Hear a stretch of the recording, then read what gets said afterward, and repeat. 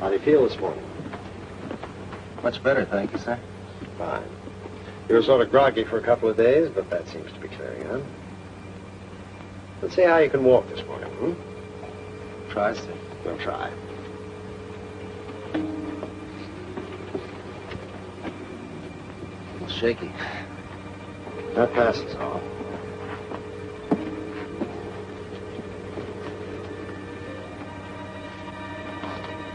By the way, I don't think I know your name. Neither do I, sir. Don't you know who I am? That's why I tried my little experiment just now. I thought maybe if I popped it at you without warning, you'd just answer, and that'd be that. But you must know. My dog tag. You didn't have any dog tag when they brought you in. Must have been blown off.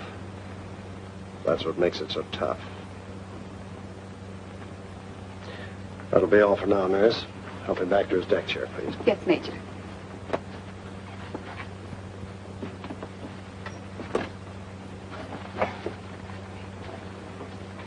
I'll be a few moments, nurse. Yes, Major. I'll give it to you from the beginning, at least as much as we know. Maybe that'll help. You know where you are. On a hospital ship. Right. And you know where you were? No, sir. Well, let's start from there, then. When we were driving for Paris, the Nazis got together every bit of armor they could spare and hit our line south of the Seine.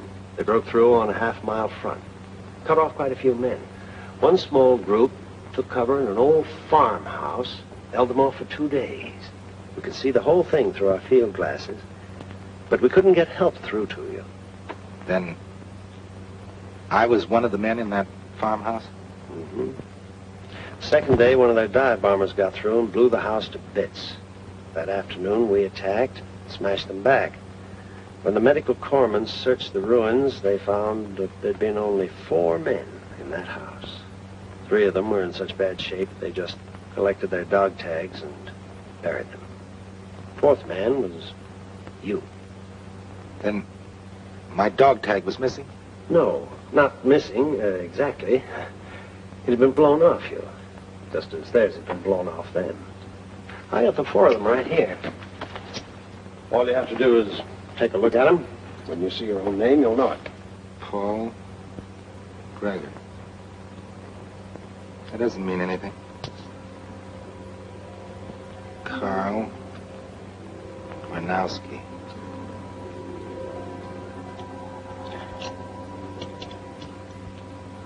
Joseph Loring. Loring.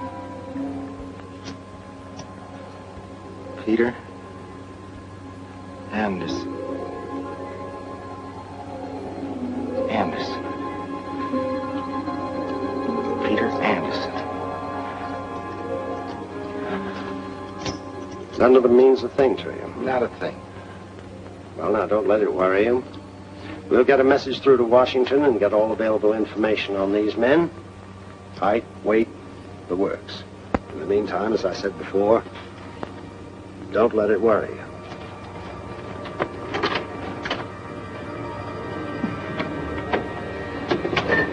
Don't let it worry.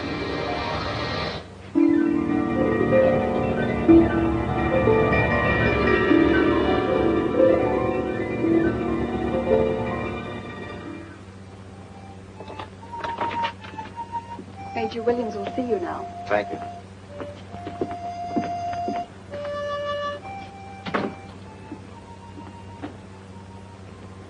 At ease. How tall are you? About 5'11"? Yes, sir. Weigh about 180. Yes, sir. McGregor was 5 feet 10 and a half. Loring and Gronowski were 5 feet 11. Anderson was 6 feet. They were all within a few pounds of what you weigh. I'm afraid we don't know any more than we did. We'll have to let the whole thing go until we land. Then we'll forward your fingerprints, and the Army will get all the dope it can. You may be sure of that. Yes, sir. Now, I have your travel orders here. We land in a couple of days. These will take you to a hospital where we'll find out who you really are. Meantime, we don't want to call you by a number. We'd better find you a name. Yes, sir.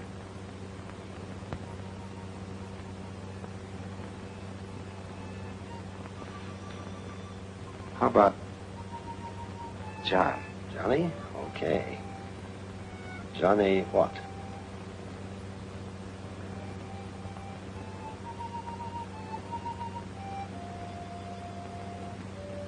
Johnny March. How's that, sir? Good.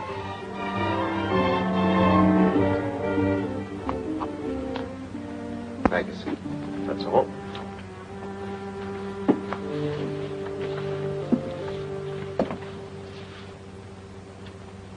What is it, Johnny?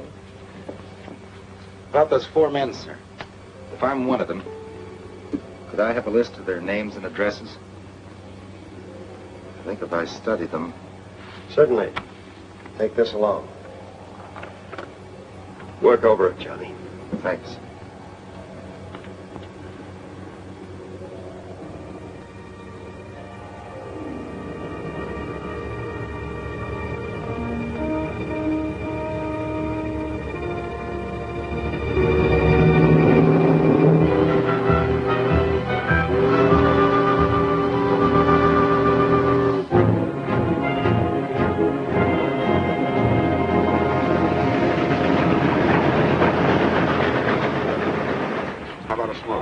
No, thanks.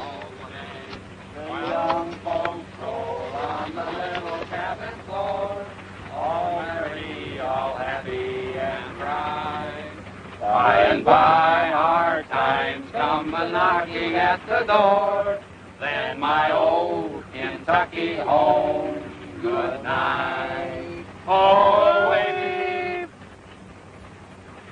I'm sorry, Moose. Well, let's try it again, fellas. Oh, wait. I hate to have to say this, chum, but as a singer, you're strictly off in a cattle boat. Sammy? Yeah? We got a leak in our quartet. Come on down here and make with the pipes. Okay. See you later. Who's going to take the lead? Okay. Oh, weep no more, my lady. Oh, weep no more today. Paul McGregor, Joseph Laurie, Carl Gronowski, Peter Anderson, Richard Chester, Chicago, Oxford. Richard Chester, Chicago, Oxford.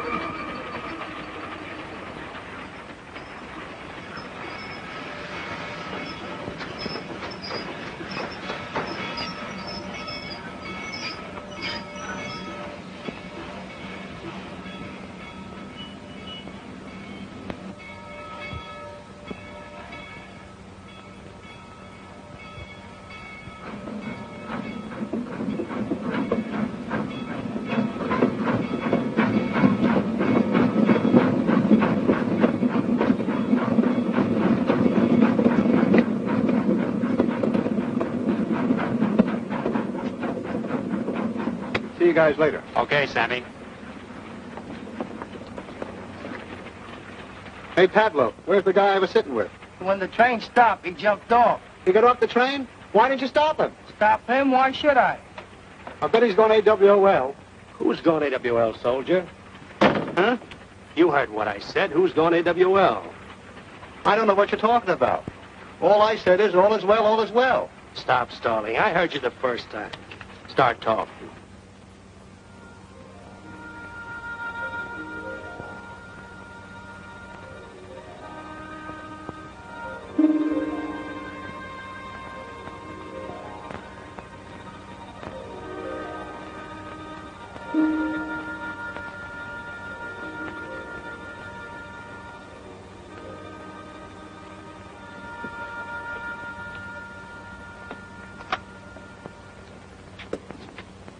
Yes? Is this Paul McGregor's house? And you're? I'm Sally McGregor. Paul was my husband.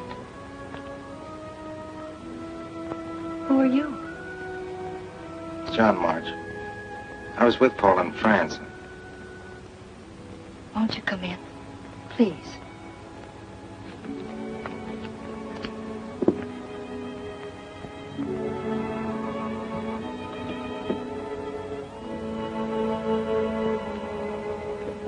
Did Mac... Did he ask you to come and see me?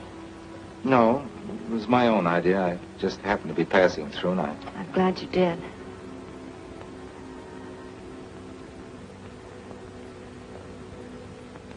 Were you with him when... Yes. Did his knee bother him much? Well, sometimes on a long march... Sally, come out, wherever you are. In here, kids. Jane and Judy McIntyre. They work at the same plant I do. Oh. They're sharing the house with me. I'm so hungry I could... I'm sorry. I didn't know you had company. I'd like you to meet Johnny March. He was a friend of Mac's in France. Oh, how do you do? Hello. Hello. I've got to rush now. I'm on the swing shift. But there are a lot of things I'd like to talk to you about. Or maybe you'd like to go home. Home? Well, soldier, you'll never find a room in this man's town. Perhaps you'd like to stay here tonight. The couch is really more comfortable than a park bench. Oh, I don't want to barge in. I'd give you any trouble. Oh, please stay, Mr. March. Judy will get some blankets, and I'll see you tomorrow.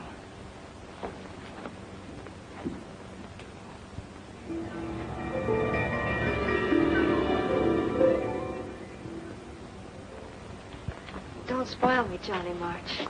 I'm not used to having things done for me anymore.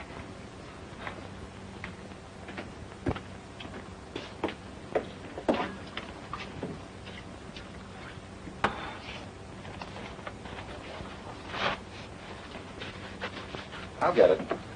Thanks. There you are.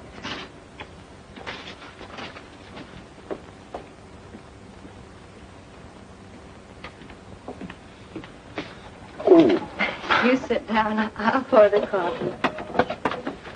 Time do you have to go to work? This is my night off. Oh, you're going to take it easy, huh?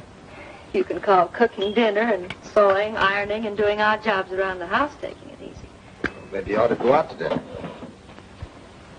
Go out to dinner? Yeah. I haven't been out in months.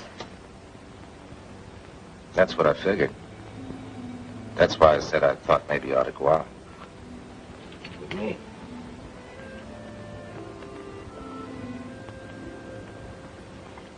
All right.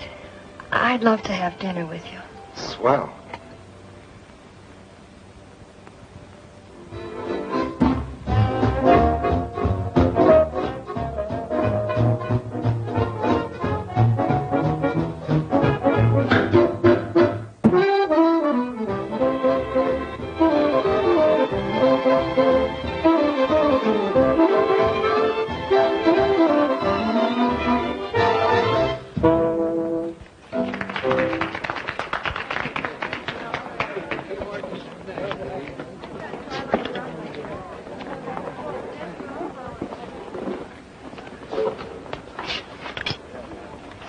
Coffee?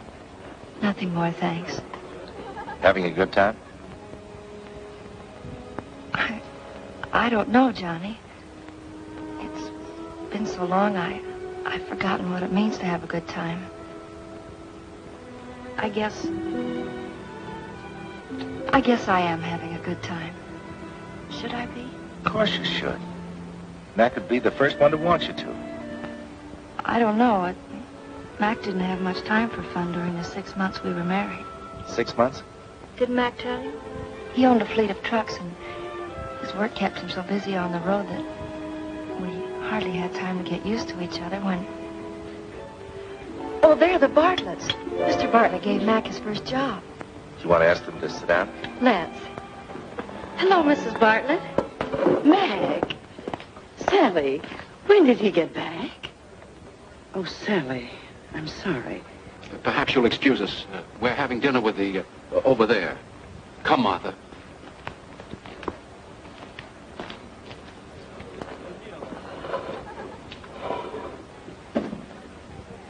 You see, Johnny, I shouldn't have come here. Don't let a thing like that bother you. It's no use. You'd better take me home. All right, Sally.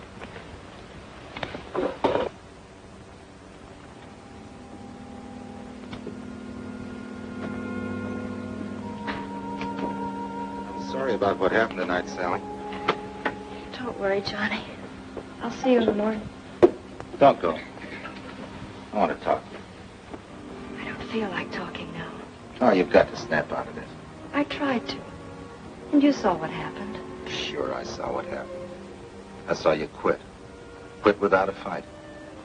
And now what do you want to do? You want to move out of town. Give up your friends, give up your home. Because it reminds you of Mac. Sally, it should remind you of Mac. He fought for this. He gave his life so that you could live here. Oh, please, Sally, listen to me. You can't stop living just because you were hurt. These surroundings are part of you, part of your life. You've got to love them again. The pictures that Mac helped you hang. And the chair next to the fireplace where he always smoked his pipe. Mac and his pipe. He never was without it, was he? Oh, that isn't the point. I'm just trying to show you. Answer me, Johnny. Answer me. You lied to me. You never knew Mac. He never smoked a pipe in his life. Oh, please, Sally.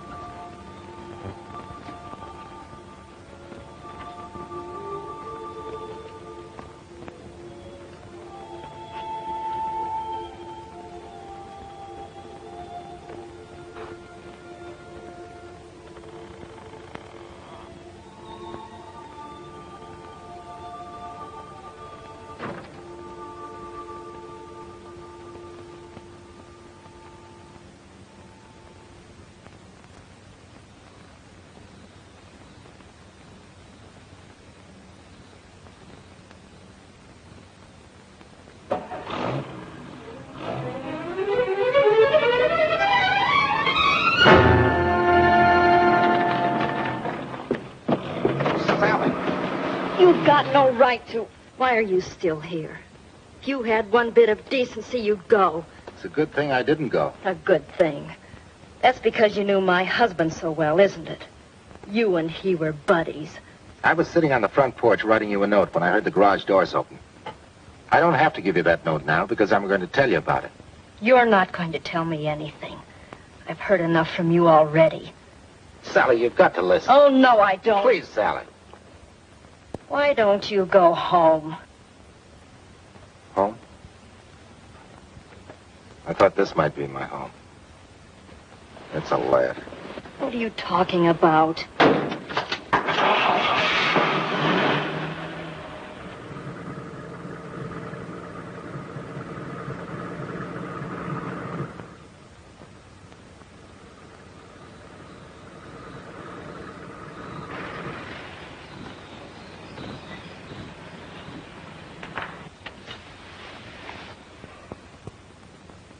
You think I'm a phony, don't you? But I had to come here, Sally. I had to find out something. See, I've got a smashed-up life to rebuild, and so have you. What have you got to rebuild? You came back. All you have to do now is pick up where you left off. It'd be swell if I knew where I left off. Meaning? Meaning There really isn't any such person as Johnny March. He might have been Paul McGregor. Now, he may be Joseph Loring of Chester, West Virginia, Carl Gronowski of Chicago, Illinois, or Peter Anderson from Knoxville, Iowa. Sounds all mixed up just like I am. See, it started in France, just after the invasion. Then your next stop is Chester, West Virginia? Yep. When do you think you'll be shoving off? Tomorrow. The sooner I learn about my past, the sooner I can start my future. Johnny, this isn't easy to say, but thanks for everything.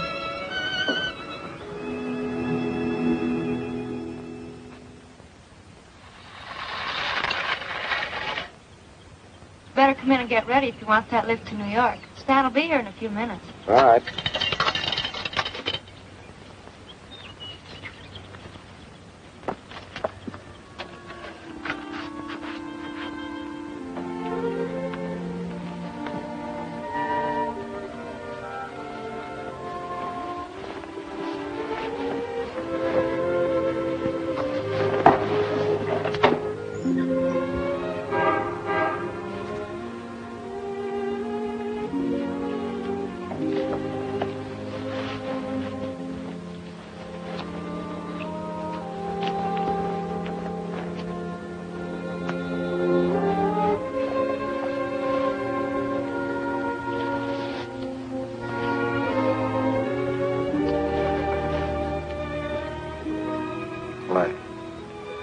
I guess this is goodbye, isn't it? I guess it is. We'd better go, Johnny.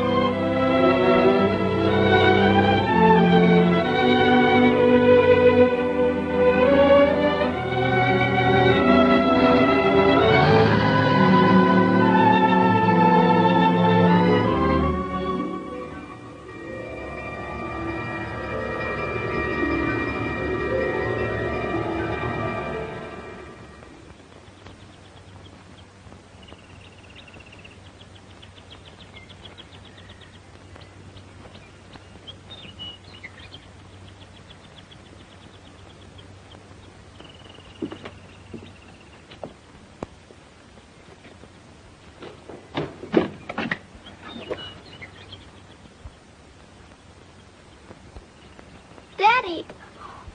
Oh, Daddy, I'm so glad you come back. You are my daddy, aren't you? They told me you wouldn't come, but I knew different. Of course you did. Where is your mother? Is she home? No, she's working at the hospital. Will she be home soon? In a little while. And oh, Daddy, I'm so glad you've come back.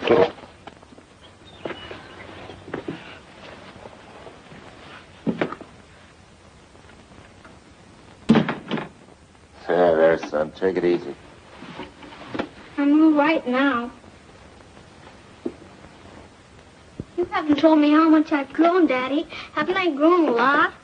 Oh, you're positively enormous. Enormous? I haven't learned that word yet. What's it mean? It means you've grown so big, I doubt if I'd recognize you.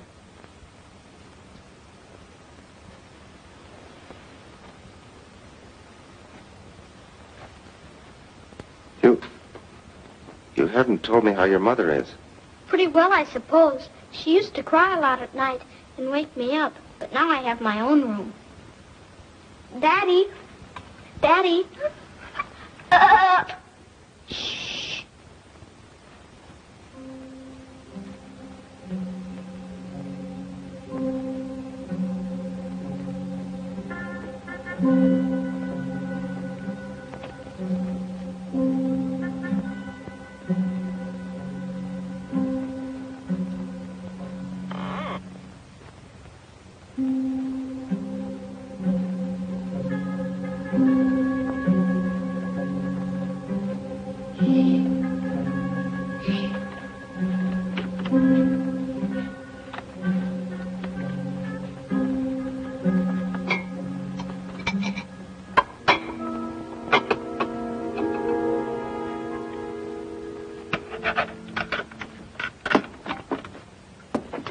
Just like you left it, isn't it, Daddy?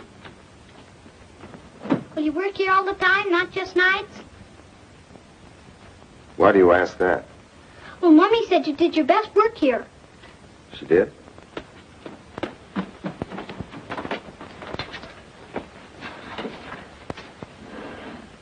These are your pictures, aren't they, Daddy?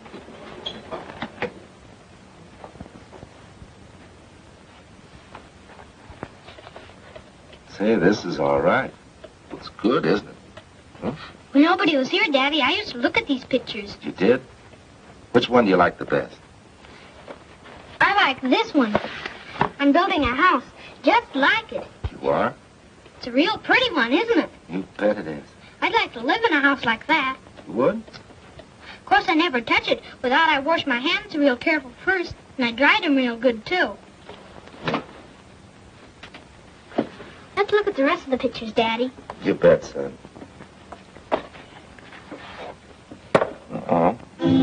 Designed for living, fascist style. Condemnation proceedings to take precedence over all other work. What does it mean, Daddy? It's very simple, son. A lot of things had gone wrong because a lot of people thought wrong. And we had to straighten out their thinking for them and fix the wrong things they had done. So little boys like you would have a place like that to play in, houses like that to live in. Like you have to get all the weeds out of the garden before I can grow things? Roger. And did you do it, Daddy? Did you fix all the bad things? Well, it isn't a job anyone can do by himself. I helped a little, I hope. And you see, it was a big job, and many people helped. But it'll take a long time before all the bad things are fixed.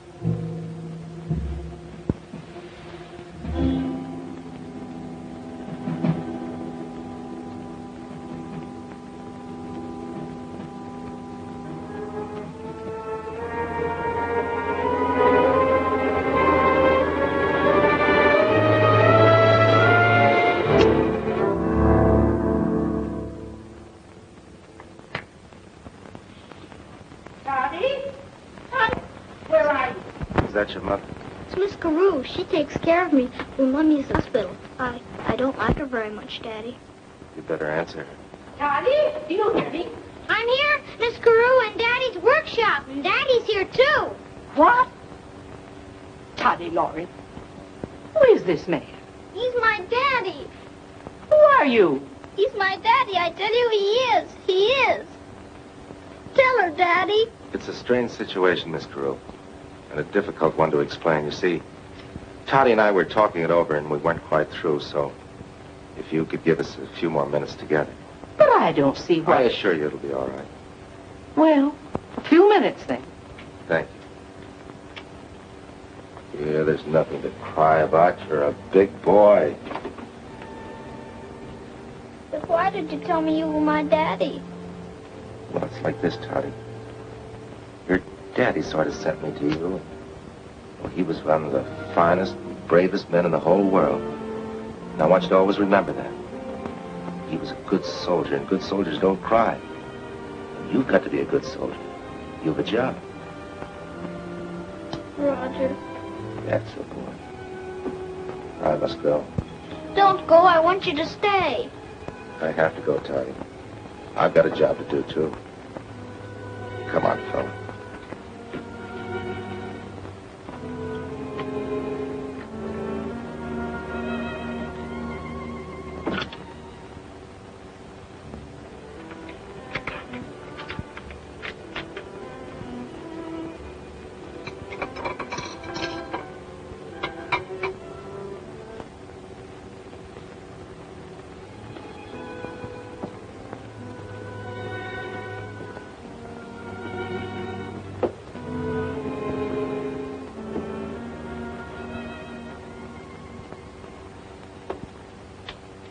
Goodbye, Todd.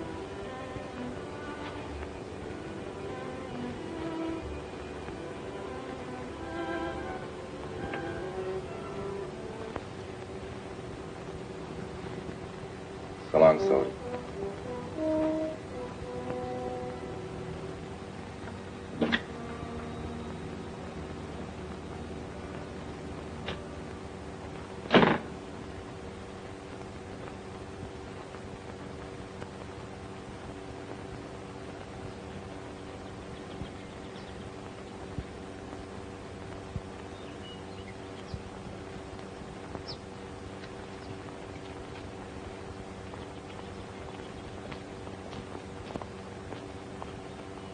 Are you looking for someone? Sort of. Can I help you? I'm afraid not. Thanks, Annie.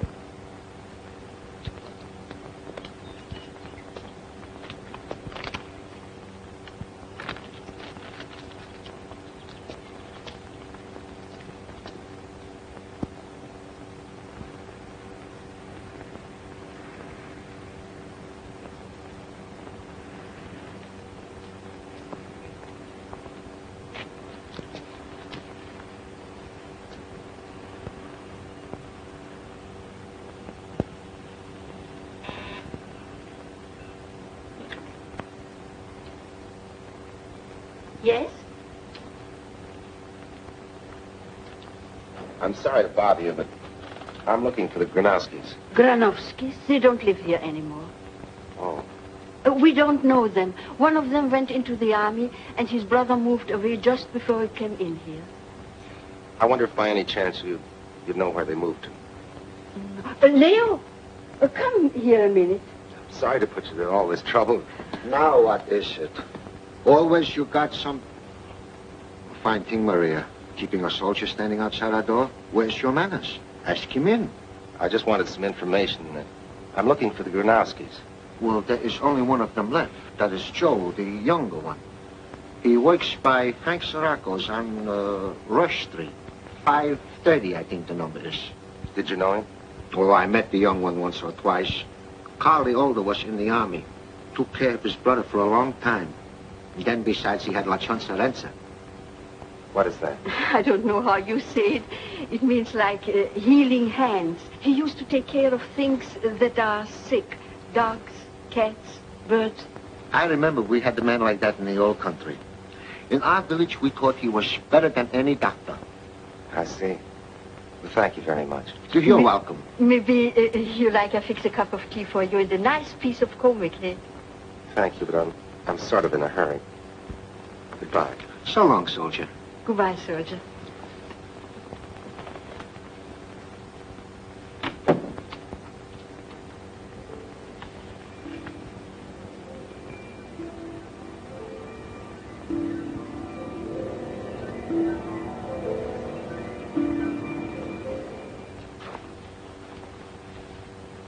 What'll it be, friend? Looking for Joe Granowski. Is he around? Yeah. He's in the back room through there. Thanks.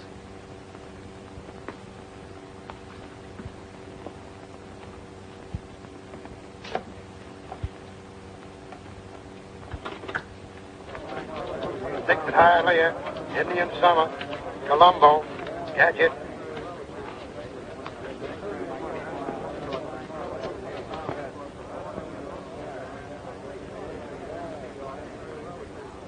Looking for someone, soldier? Yes, Joe Granowski. Over there, first window, but he's kind of busy right now.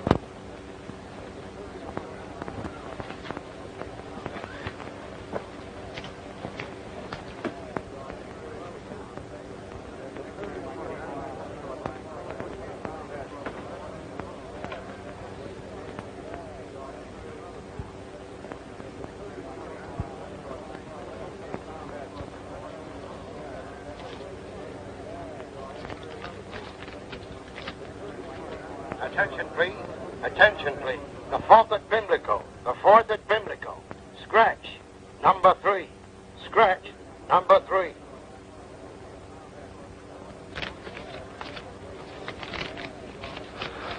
Hey, wait a minute. What's the idea? There isn't any idea. Did you know his brother by any chance?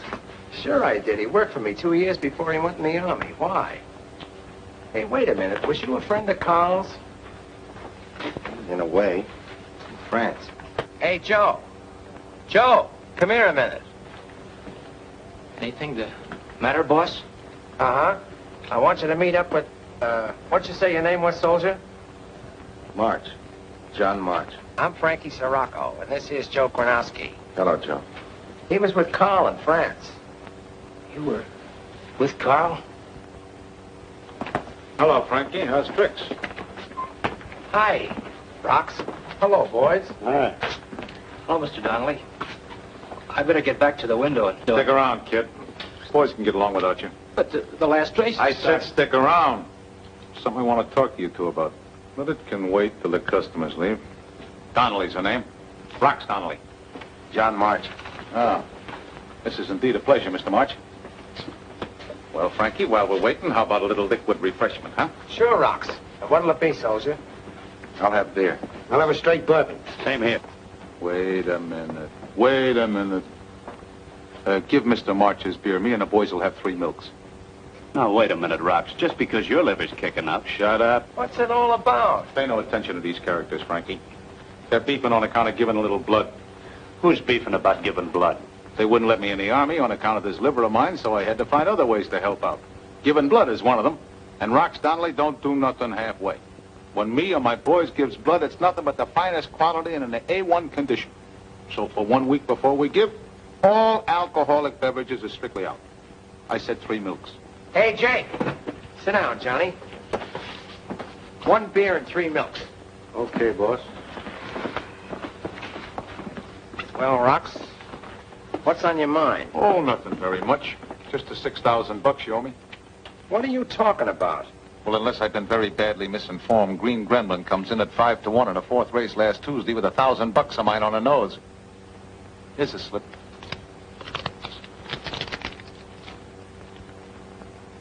Joe, get me last Tuesday's book. There's no need to, Frankie. It's not in there. Well, you can say that again. But what I want to know is... Hey. Wait a minute. That's right. I did it. Rox met me on the street and gave me the money to put on Green Gremlin. I needed that money. And I had a hot tip on another horse. So I gave Rox the slip, never entered it in the book, and put the dough on my horse. But Green Gremlin won.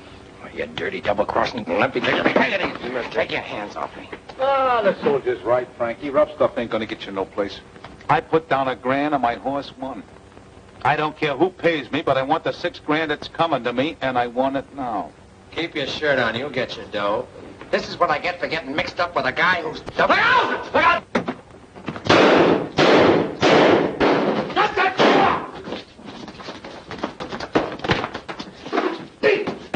Somebody turn on the lights.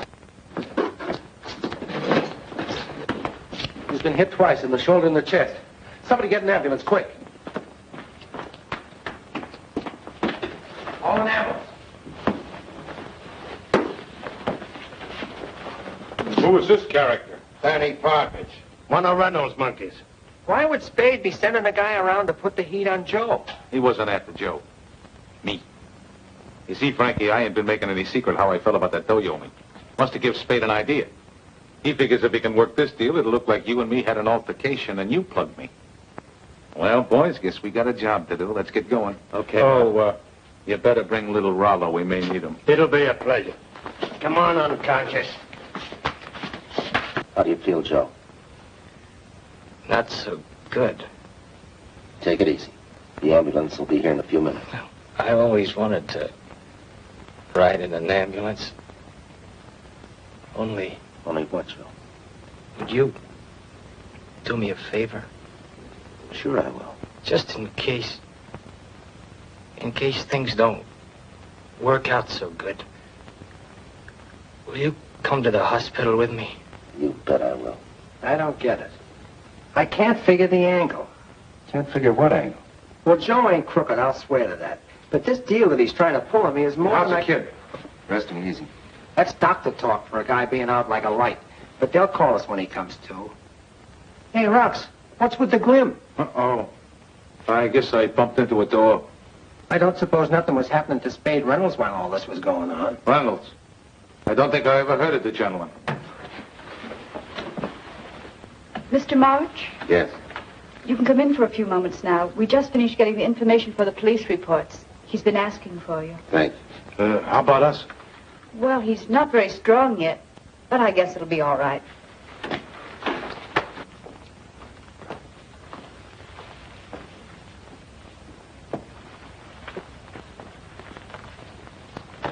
Well, Joe, looks like everything's okay. Yeah. Just my luck. Say, look here, kid, there's something I gotta know. Was you aware of the fact that Spade had a guy looking for me? Nah, not till I saw a guy standing there with a gun in his hand. Well, then why did you yell? If you'd have kept still and let him burn me down, you wouldn't have to worry about the $6,000. Why did I do it? I guess it's just that I'm a sucker. You think a guy that thinks enough of something to stop lead is a sucker? Don't you? I'm just wondering about your brother. You keep him out of this. Carl took care of both of us until he went in the Army. Just before he left, he told me he was fighting for a right.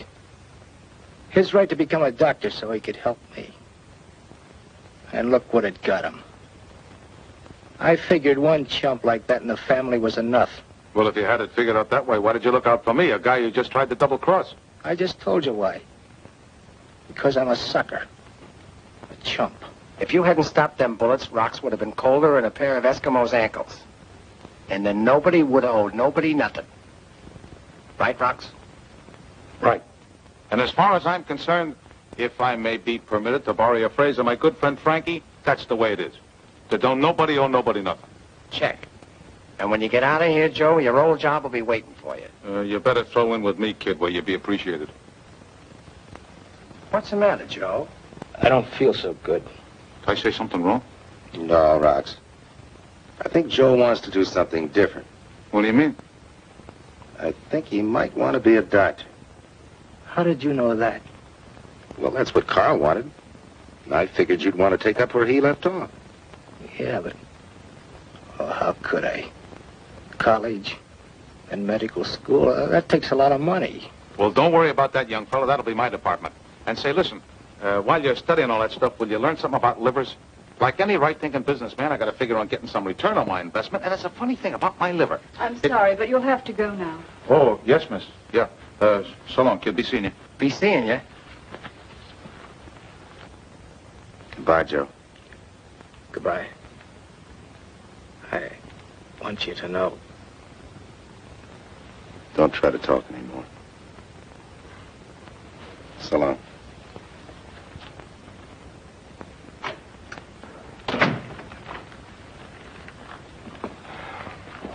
Where you going from here, Johnny? I'm going home. And where's that? Knoxville, Iowa. You ain't leaving tonight, are you? Yeah, just as soon as I get a bite to eat. Well, how about having dinner at my place? Well, You got to eat someplace. I'm going to throw a party. I want you to meet my girlfriend anyway. Bring him along, Frankie. Okay, Rocks.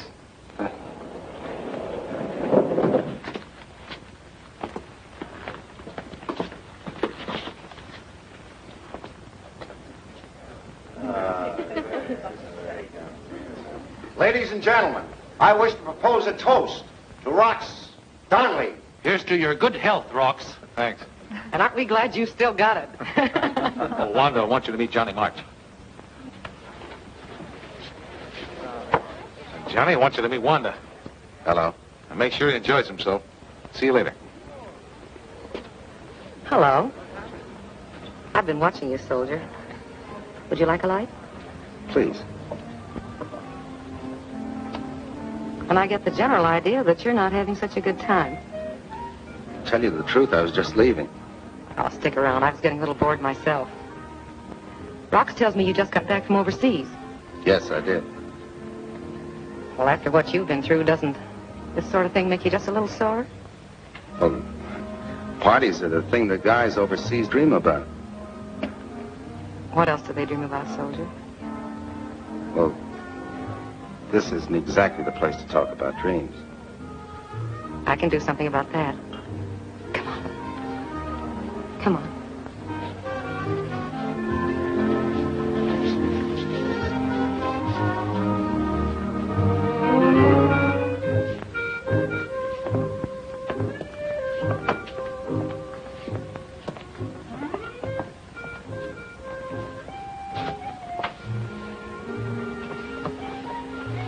Come on, tell me about those dreams. Well, they're not easy to tell. Oh, we have plenty of time. Or have we? How long are you going to be in Chicago? Not long. Well, that's too bad. Why? Because I like you. You don't even know who I am. Well, is that necessary? Well, it'd be kind of nice if One of us knew. Well, I don't get that one at all. Well, look, Miss Wanda, I'm not trying to be mysterious. Come on, soldier. There's a girl somewhere, isn't there? Why do you say that? There's a telephone out there. Why don't you go call her up? Well, I'm in Chicago and she's in Connecticut. Rox won't mind. He can afford it. Maybe this has been said before, but women are funny. Come on, don't give me any more arguments. Go on in there and phone her.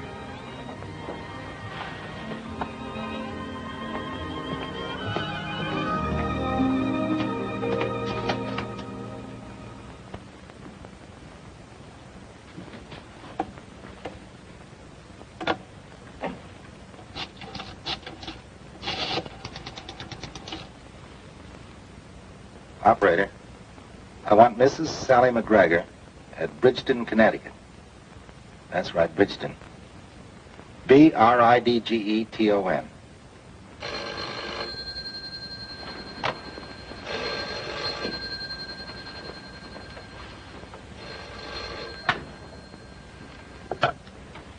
Hello? Hello, ready with your party? Hello, Sally. Who is it? Johnny. Johnny March? Where are you? Chicago. Have you found out anything? No, but there's only one more name left on the list, and that must be it. You mean Anderson in Knoxville, Iowa? Sally, you remembered. I remember lots of things, Johnny. Sally, would you come out to Knoxville to meet me there?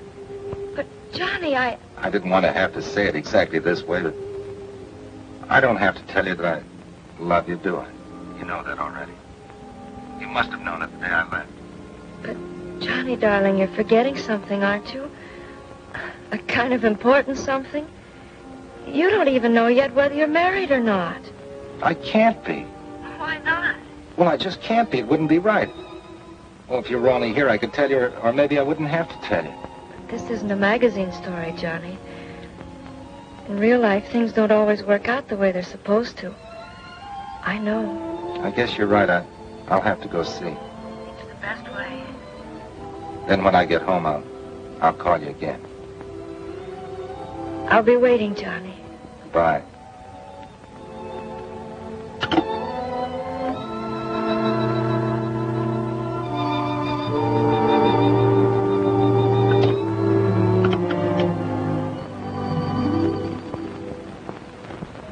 Is everything okay? It's going to be. That's great. I'm like one of those Kipling characters who can fix things for everybody but themselves. You don't want to go back in there, do you? I don't want to seem ungrateful, but I've got a long way to go. So I better get going. Well, then don't bother to say goodbye. The library's in there. The elevator's across the hall.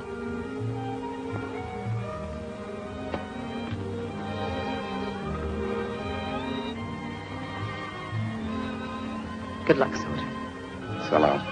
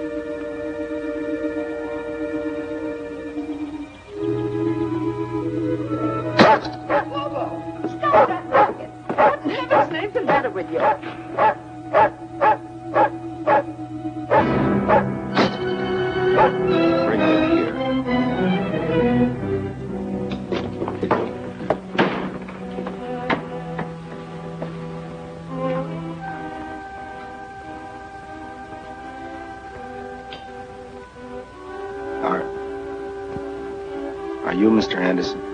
Yes.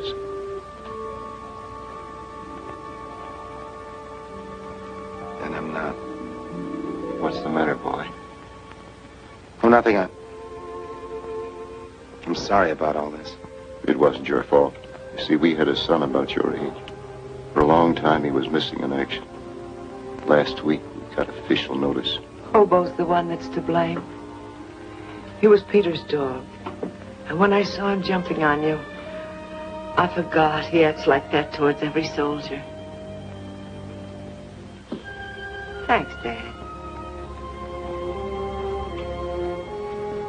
You look tired, boy. Have you come a long way? I have come a long way. We were just going to sit down for supper. You'll stay and have a bite, won't you? Will I? Of course you will. Sit right there. Yeah. I'll have supper ready in a minute. Dad, call Harry. Yes, Mother.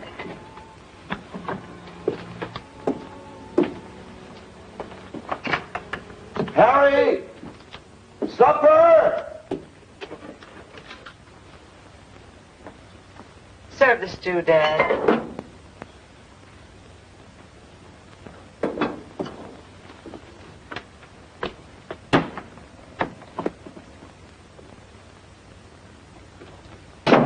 Hello, Harry. Hello. This is... You didn't tell us your name, son. John March. This is Johnny March. And this is Harry Parker. Hello, Harry. Harry works for us. All right, Dad. Dear Lord, inasmuch as this food of which we are about to partake comes to us out of thine infinite loving kindness, grant that for what we are about to receive, we shall be truly grateful. Amen. Amen. Yeah, truly grateful. For nothing. Harry. I've always been one for speaking what was in my mind, and I ain't gonna stop doing it now. I've told you have nothing to worry about, haven't I? Chuck Walters will pay you more than I'm paying you now. Please, Dad, we have a guest. I'm sorry. Don't let me stop. Mother's right.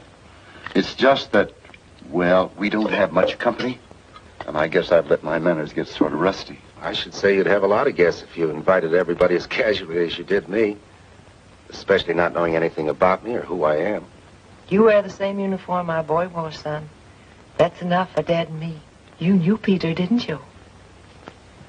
Yes. I was with him in France when he was killed.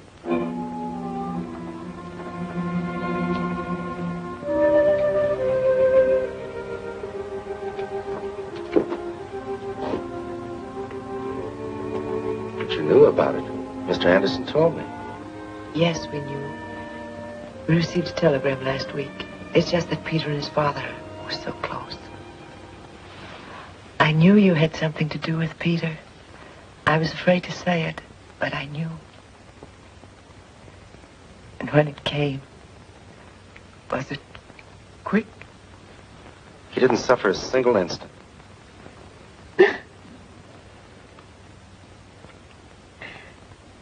I know how difficult it must be for you to talk about it, especially when you're so tired. Would you like to go out and sit on the porch for a while with Dad? Or would you rather go to your room? My room? You're staying overnight, aren't you? Well, to tell you the truth, I hadn't planned on... Are they expecting you someplace else? No. Then you will stay, won't you? As a favor to us. I'd love to, thanks. Good. Now finish your supper, and I'll look after Dad.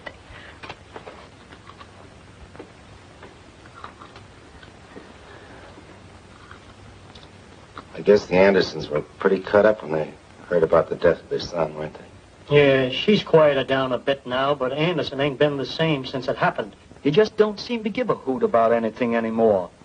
That's why he's getting rid of the place. Selling out? Yeah. Tomorrow, lock, stock, and barrel. They're moving into town. Mrs. Anderson don't want to go. Neither do I. We've argued with him for hours at a time, but it don't do no good. Certainly in a hurry, wasn't he? He says the sooner the better. That's 'cause everything about the place reminds him of the boy. Finished, son? Yes, thanks.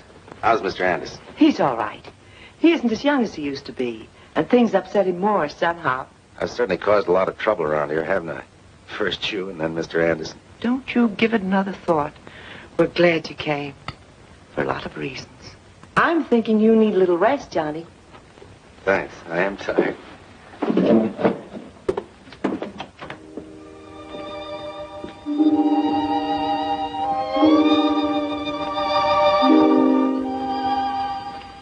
This was Peter's room.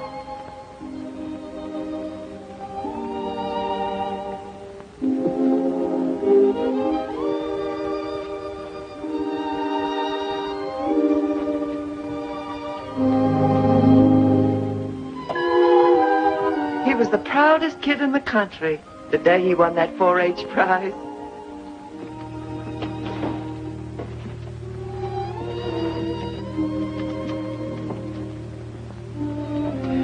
Rest well, son.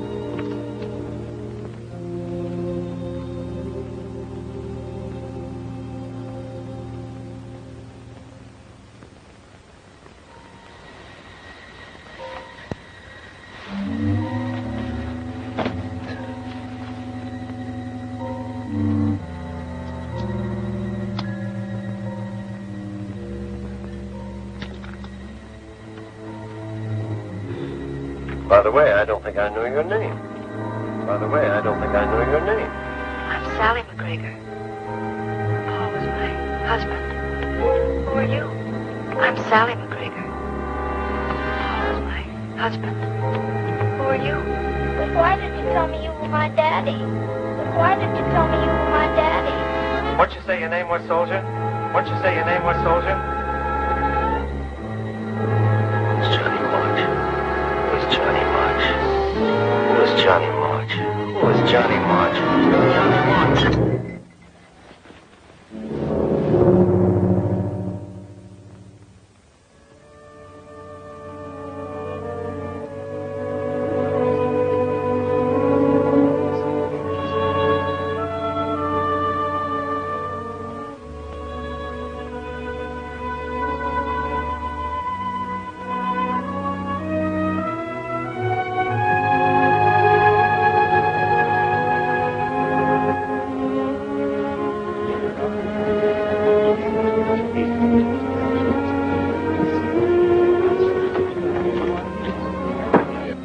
Kind of got you down, hasn't it? It's a little hard to have people walking around your house and pawing your things. I know now I made a mistake. I guess I'll just sit up here out of the way until it's over.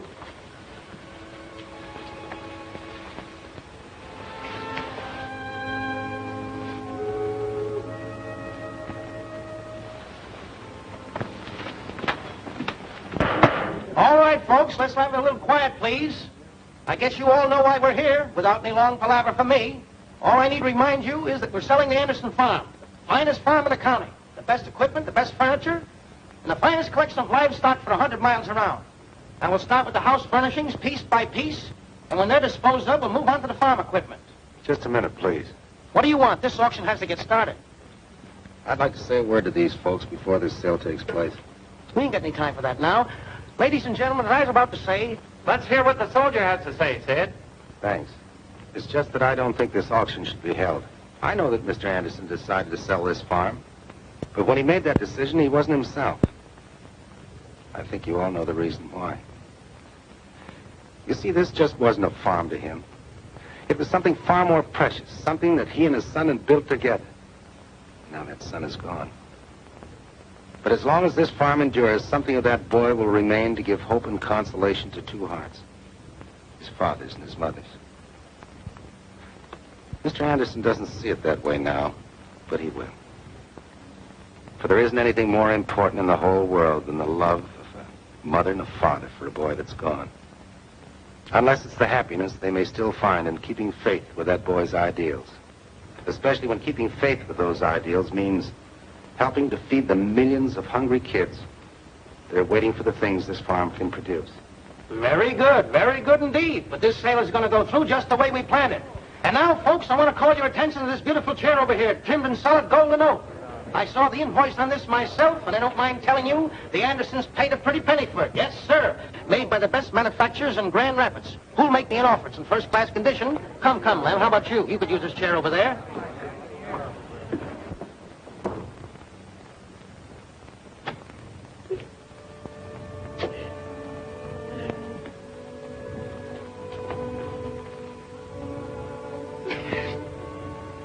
cry, Mrs. Anderson. Nothing's going to be so.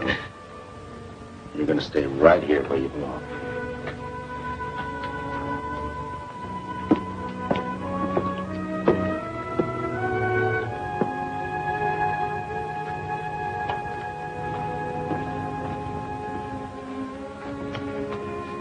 I guess I don't have to tell you that I'm grateful for what you did.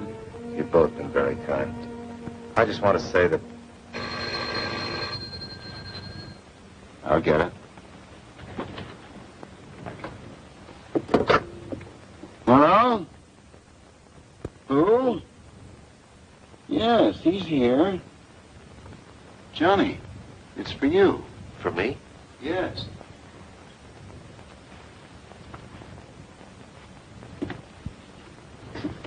Hello?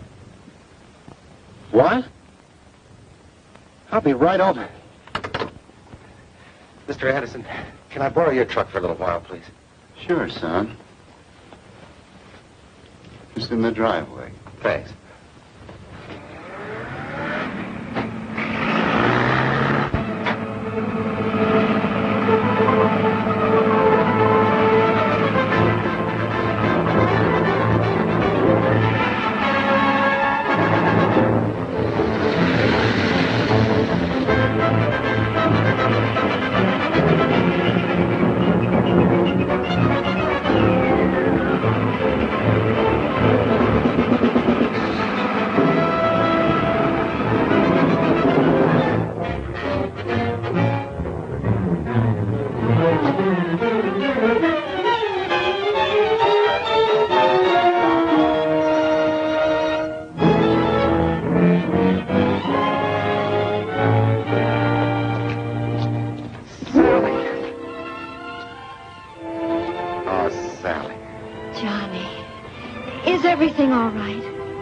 Still love you?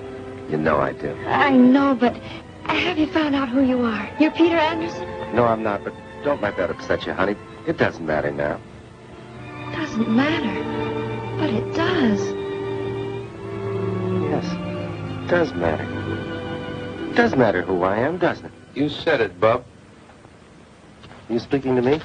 I'm speaking to the guy that was driving that jalopy over every part of the road in which he don't belong, who cut every curve and disregarded every intersection. You know what the score is. We'll start with your driver's license. Driver's license? I don't have any, at least with me. You're making it swell for yourself, aren't you? Suppose we go see the judge now, and you can tell your story to the both of us at the same time. Please, not now. I just got here a couple of minutes ago. Came all the way from Connecticut, and I... Anything the matter, officer?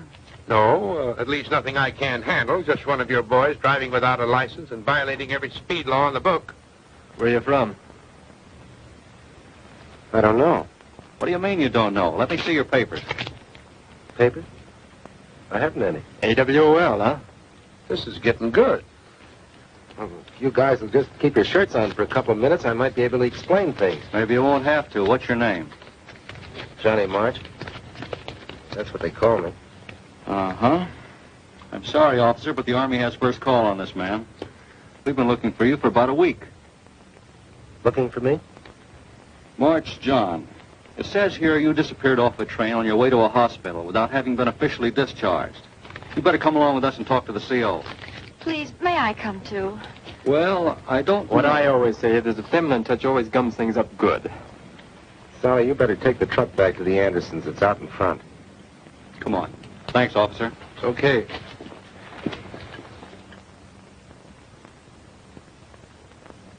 And I didn't think I was actually doing anything wrong, sir. Jumping off your train, not notifying your commanding officer of your whereabouts for 1 week? See, I was just trying to establish my identity. That's the Army's job, not yours. Private March, you were AWOL. And until I receive further information regarding you, you will be confined to the guardhouse. Yes, sir.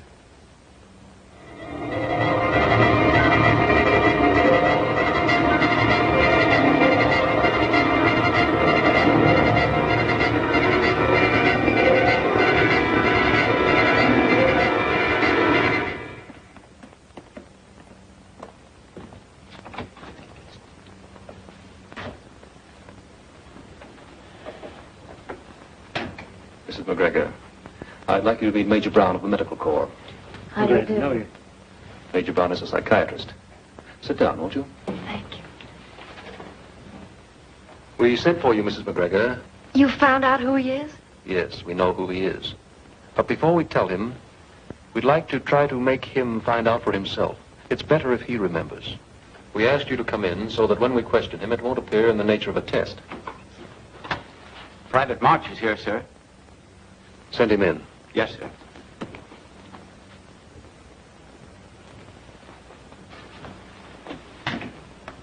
At ease. Thanks. Private March, just before you came in, we were having a little discussion. Perhaps you can settle it for us. Do you know the date of the Austrian succession? 1740. And how about the Council of Nicaea? That was 325 A.D. And do you happen to know just why you remember those dates? Well, after all, I should have. I was a professor of history at... Sally, Then you do remember who you are? Yes, sir. And your fingerprints verify the report beyond doubt, Captain? Captain? Yes. Captain Aldrich flew his plane in over a farmhouse in which 4 American soldiers had been trapped, hoping to drop food and supplies to them. Just as he came over, a German dive bomber came in and blew the farmhouse to bits. Just how Captain Aldrich escaped when his plane exploded is more than the authorities can state at this time. Suppose we just check this report. Yes. Name? Charles Aldrich. Age? 33. Next of kin? Orphan. Marital status? Single. That's all.